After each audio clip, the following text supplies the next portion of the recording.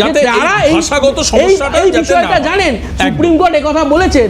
এখানে মমতা বন্দ্যোপাধ্যায়, তার মানে তুমি বলছো এটা তোমাদের আন্দোলনের ফল? না, একদমই না। আমাদের তোমার এবং সুভাষিস দাদের আন্দোলনের ফল নয়। আমি একটা কথা বলি, আমার বক্তব্য হচ্ছে যে আমরা আমার লাস্ট কথা, আমার বক্তব্য হচ্ছে যে আমরা যে দাবিগুলো জানিয়ে আসছিলাম, সুপ্রিম কোর্টের বিচারপতি মাননীয় প্রধান বিচারপতি মান্যতা দিয়েছেন। এটার কথা আর কিছু নয়। বক্তব্য হচ্ছে যে ইলেকশন কমিশন, এই যে আপনি বললেন না যে কজনের নাম পাঠিয়েছে ইলেকশন কমিশন বাদ দিয়ে দিয়েছে, আরে এই যে যারা অঙ্গনওয়াড়ি কর্মী, যারা সারাদিনে 5,000 টাকা হচ্ছে যে তাদের সারা মাসের মাইনে, সেই অঙ্গনওয়াড়ি কর্মীকে দিয়ে হচ্ছে যে কম্পিউটারে ডেটা এন্ট্রির কাজ করানো হচ্ছে। এটা কে নাম পাঠিয়েছে? মমতা বন্দ্যোপাধ্যায় সরকার নাম পাঠিয়েছে, আমরা পাঠিয়েছি না বিজেপি পাঠিয়েছে? আসলে আন্ডারস্ট্যান্ডিংটা আপনাকে বুঝতে হবে, তৃণমূল আর বিজেপি। একদম। আমি অনেকে রাজনীতির যারা সমালোচক, তারা আবার বাম বিরোধী একটু, তারা বলেন যে বামেরা একটু ইগোইস্টিক হয়। এবার ব্যাপার হচ্ছে যে আমি গৌরব একটা ব্যক্তিগত কথা বলি, তুমি রাগ করো না। মানে আজকে মমতা বন্দ্যোপাধ্যায় কালো কেন পোশাক পরে কোর্টে যাননি, এটা নিয়ে গৌরব উষ্মা প্রকাশ যখন করছে, না না শোনো না, আমি করিনি, না না আমার কথা, আরে শোনো না, আমার কথা বলবেন না। আমি বলেছি যে সকাল থেকে আপনারা মিডিয়া, সকাল থেকে আপনারা মিডিয়া যেভাবে বলছিলেন যে কালো গাউন পরে একটা ক্লাউন সেজে মমতা বন্দ্যোপাধ্যায় সুপ্রিম কোর্টে হাজির হবে, হ্যাঁ আমি বলছি, আমি ভেবেছি যে মমতা বন্দ্যোপাধ্যায় কালো গাউন পরে ক্লাউন সেজে সুপ্রিম কোর্টের প্রধান বিচারপতির কাছে উপস্থিত হবে।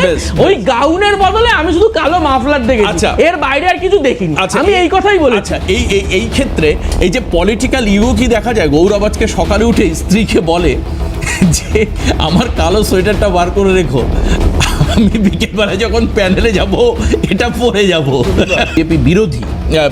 বিজেপি এবং তৃণমূল বিরোধী তারা বলছেন এর ফলে পলিটিক্যাল ডিভিডেন্ড হবে। মনিদা কি মনে হয়? না, শো তো একদম খুব সুন্দরভাবে শো হচ্ছে, সুভাষিসদা গৌরবদা যেমনভাবে বললো। অ্যাকচুয়ালি ব্যাপারটা কি পার্থদা, আগে অনেক ভালো ভালো বাংলা সিনেমা হতো, আর সেগুলো যাতে অল ইন্ডিয়া দেখতে পারে, বুঝতে পারে, উত্তম কোণের বিভিন্ন, যেমন অমানুষ বাংলা হয়েছে, পরে হিন্দি হয়েছে। তো আমরা বাংলার মানুষ দীর্ঘদিন ধরে মাননীয়ার সব নাটকগুলো দেখেছি। ওটার এখন ভার্সন হয়েছে, দিল্লি ভার্সন হলো, হিন্দি ভার্সন হলো, সেটা দিয়ে সারা ভারতবর্ষ দেখলো। আপনাকে রিকোয়েস্ট, আপনি ভালো মানুষ, অন্তত এতটুকু সততার সাথে কথাগুলো বলুন। যে আপনি বললেন বলার সময় যে মমতা ব্যানার্জি বাংলার জন্য সওয়াল করতে গেছে, করতে পারে কি? আপনি যখন আগামী দিনে এই কথাটা বলবেন, সুপ্রিম কোর্টে AOR অ্যাডভোকেট অন রেকর্ড একটা লিস্ট থাকে যে কারা কারা সুপ্রিম কোর্টে সওয়াল করতে পারে, তার লিস্টটা নিয়ে বেরোবেন। সেখানে কি মমতা ব্যানার্জির নাম আছে? গৌরব ভাই যে কথাটা বললো যে সকাল থেকে যে নাটকটা চলছে, উনি সওয়াল করবেন, তো এই লিস্টে যদি নাম থাকতো তাহলেই তো বোঝা যেত যে উনি সওয়াল করতে পারেন। আমি একটু ধরিয়ে দিই, সেটা হলো সুপ্রিম কোর্ট বা হাইকোর্টে মেনশন হয়, আমি সেটাই বলছি, কিন্তু উকিলের নাম থাকে না, মামলাগুলো মেনশন হয়, উকিলের নাম থাকে না। যারা ওখানে যে কোনো জায়গায়, যে কোনো কোর্টে, সুপ্রিম কোর্টে যারা সওয়াল করতে পারবেন, ARO অ্যাডভোকেট অন রেকর্ড একটা লিস্ট থাকে, সেই লিস্টে কি ওনার নাম আছে? 1 নম্বর প্রশ্ন। 2 নম্বর প্রশ্ন যে বাংলা থেকে কেন নেওয়া হবে? আরে জেনারেলি সব রাজ্যে, এখন তামিলনাড়ুতে ধরুন SIR হচ্ছে, বাংলা থেকে একজনকে নিয়ে যাওয়া হলো, বা মহারাষ্ট্র, তারা তো ওই ভাষা বুঝবেই না, ওখানকার ভাষা। অর্থাৎ বাংলায় দীর্ঘদিন ধরে যে সকল IAS IPS অফিসাররা কাজ করেছে তাদের থেকেই তো নেবে, তো আলাদা কিছু করছে না আপনাদের জন্য। বিষয় যেটা হচ্ছে যে যেভাবে আমি ভেবেছিলাম গৌরব ভাই বা সুভাষিস দা এই কথাটা অন্তত একবার তুলবেন, যেভাবে আনন্দপুরে 30 জন যতুগৃহের মতো মরেছে, তাদের DNA দেখে তাদেরকে তদন্ত করা হচ্ছে। মাত্র 7.1 কিলোমিটার, আমি এখনই গুগলে সার্চ করলাম, Anandapur to Kalighat 7.1 kilometre, 24 minute সময় লাগে। 24 মিনিট সময় দিয়ে 7 কিলোমিটার গিয়ে 30 জন মৃতদেহকে দেখার জন্য সময় পেলেন না, আর মাননীয় ওখানে গিয়ে নাটক করার মতো সময় পেলেন। বাংলার মানুষকে কি ভেবেছেন? বোকা ভেবেছেন? এ কি ডেয়ারিং, ওই কি ক্রস ওয়াই চ্যানেল, এসপ্ল্যানেড যে অনশন করে ওয়েট বেড়ে গেল, আর নিজের দলের লোকেরা থাকবে সেখানে, ভালো ভালো কথা বলবেন আর তালি মারবেন, সেখানে ভেবেছিলেন যে সুপ্রিম কোর্টে মমতা ব্যানার্জি যাবেন, ম্যাজিস্ট্রেট সহ যত লয়ার আছে সবাই ওনার কথা শুনে তালি মারবেন, ব্যাস উনি জিতে চলে আসবেন। সেটা তো নয়, ওটা সুপ্রিম কোর্ট, ওটা স্প্ল্যানেড ময়দান নয়, ওটা ব্রিগেড নয়। এই কথাটা আপনাকে বুঝতে হবে। যেটা আমার বলার বিষয়, যেভাবে SIR নিয়ে নাটক হচ্ছে, বিহারে ইলেকশনের আগে বিরোধীরা অনেক কিছু করলো, মিছিল মিটিং করলো, যেমন ইলেকশন মিটে গেল আর তা নিয়ে কোনো আওয়াজ নেই। তোমরা যদি ইস্যু নিয়ে সিরিয়াস হও, তোমাদের টার্গেট যদি ইলেকশন না হয়, ভোটে জেতা না হয়, ভোটে লড়াই না হয়, তাহলে ভোটের পরেও সেই ইস্যুটা নিয়ে লড়াই করো। আজকে তারা কোথায়? বিহারে যারা লড়েছে ইলেকশন এসআইআর নিয়ে এসআইআর করেছিল, সেই 45 লাখ কমপ্লেন লেটার নিয়ে কংগ্রেস চলে গেল, সেই লেটারগুলো কোথায় গেল? ইলেকশন হয়ে গেল, ব্যাস উবে গেল সব কিছু। যদি ফলসিও ঠিকই হয়ে থাকো, তোমরা যদি লাইনে ঠিকই হয়ে থাকো, তাহলে আজকে কেন সুপ্রিম কোর্টে যাওনি? তা ইলেকশন হয়ে যাওয়ার পর কেন সুপ্রিম কোর্টে গেল না? ইলেকশনের রেজাল্ট ঘোষণার আগে রাহুল গান্ধী ফরেনে ঘুরতে চলে গেল। তার মানে কতটা সিরিয়াস তারা? নরেন্দ্র মোদী ফরেনে ঘুরতে গিয়ে কি খেলে করেছে, কি খেলে করেছে আজকে বেরোচ্ছে। আমি বারবার বলছি, আমি কি করেছে আজকে বেরিয়েছে, নাচতে চলে গেছে, বারবার বলছি রাহুল গান্ধী ফরেনে গেলে, রাহুল গান্ধী ফরেনে চলে গেল। এই কারণে না, এই কারণে আপনাদের কংগ্রেসের এই অবস্থা। রাহুল গান্ধী আসবে না, তাহলে নরেন্দ্র মোদী আসবে, তাহলে নরেন্দ্র মোদী আসবে। এই অবস্থা হয়েছে ফরেনে যাওয়ার কথা বলে নরেন্দ্র মোদী আসবে। যারা আগে সিপিএম এর সাথে দালালি করতে, সিপিএম এর দালালি করেছে, ওকে একটা বিরতি নেব। দালাল সিপিএম এর দালাল আছে, সিপিএম এর সাথে আজকে দেখুন দেখুন একটা সিরিয়াল লোক কেমন বলছে, কেমন বলছে তাই শুনতে হচ্ছে, সামনে বলছে তাই শুনতে হচ্ছে। আবার এখানে লজ্জা নেই, তার লজ্জা নেই, নির্লজ্জ কথা ভারতবর্ষ, নির্লজ্জ এখানে দাঁড়িয়ে থেকে লজ্জার পরে দেখেছে ভারতবর্ষের মনে দিন দেখো শো করা বন্ধ করে দেবো। আমি শোয়ে কথা বলতে দেবো না, সিএন রেকর্ড করো, অন রেকর্ড। সুভাষিস বাবু আমি শো করতে দেবো না, এখানে শো করতে দেবো না। এক মিনিট শো বন্ধ করে দেবো। সুভাষিস দালাল হচ্ছে এখানে, এতদিন সিপিএম দালালি নরেন্দ্র মোদী তৈরি করেছে, এখন এখানে এসে দালালি করছে। যখনই কথা বলতে যাবো কথা বন্ধ করে দেবো। চীন ঢুকে আছে, চীন ঢুকে আছে,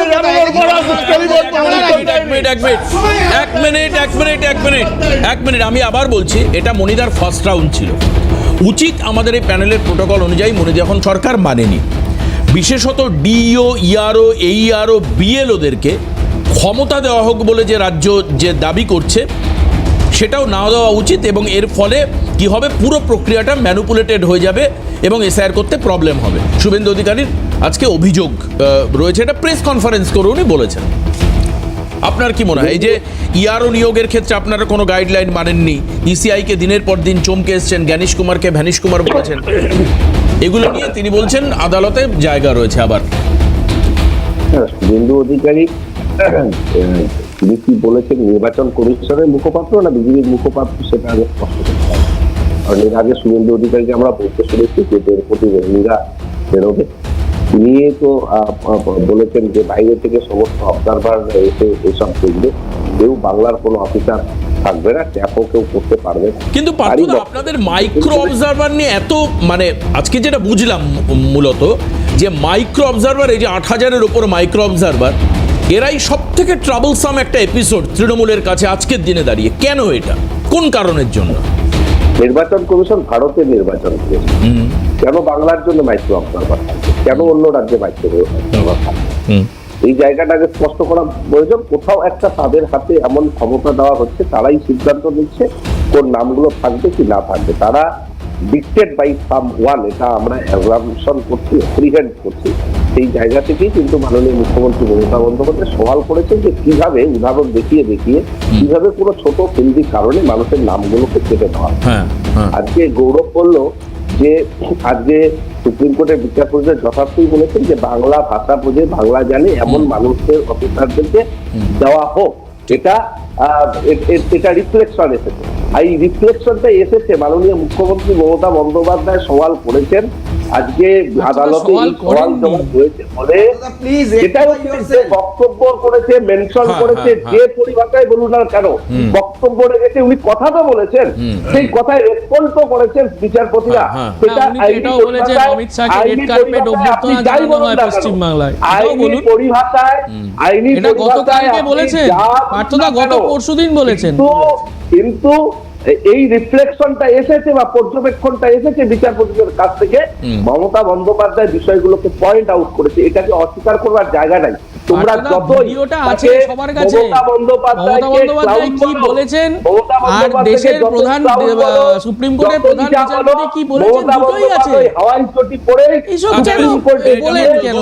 গৌরব বলো, এরপরে মনিদার কাছে আসবো। সেটা হচ্ছে যে গৌরব, হ্যাঁ পার্থদা একটু, হ্যাঁ। সেটা হচ্ছে যে বিরতির আগে এইখানকার ওয়েদার গরম ছিল।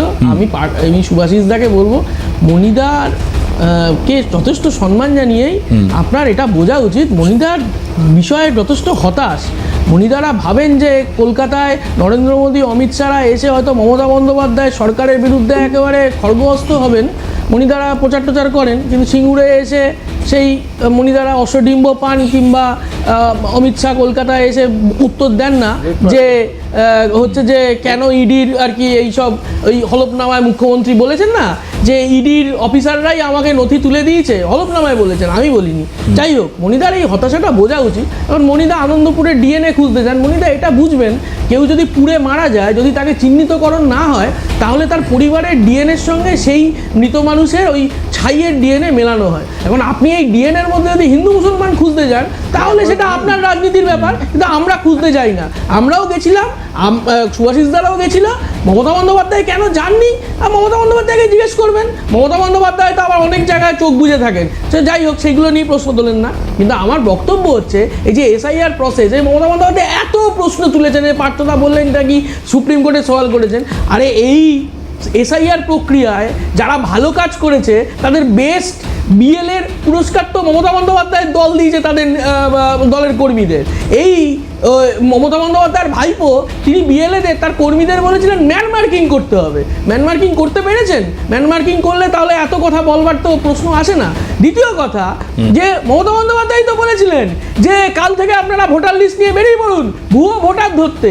তারপরে আমরা কি দেখলাম, পাড়ায় পাড়ায় তৃণমূলের কাউন্সিলর, ব্লক প্রেসিডেন্ট ও উক্ত মাতব্বররা হাতে ভোটার লিস্ট নিয়ে ভুয়ো ভোটার নিয়ে তো নেমে পড়লো। না, আমার প্রশ্ন হচ্ছে সেই ভুয়ো ভোটারগুলো কোথায় গেল মমতা বন্দ্যোপাধ্যায়? সেইগুলো আপনার সুপ্রিম কোর্টের বিচারপতির কাছে দেওয়া উচিত ছিল যে নির্বাচন কমিশন এইগুলো চিহ্নিত করছে না, এইগুলো চিহ্নিত করছে, আমরা ভুয়ো ভোটার হচ্ছে যে চিহ্নিতকরণ করেছি। আমরা বামপন্থীরা আমাদের পার্টির পক্ষ থেকে এই ইলেকশন কমিশনের কাছে আমরা গিয়ে লিস্ট ধরে দিয়েছি যে এই হচ্ছে ভুয়ো ভোটারের লিস্ট। মমতা বন্দ্যোপাধ্যায়ের দল দেননি।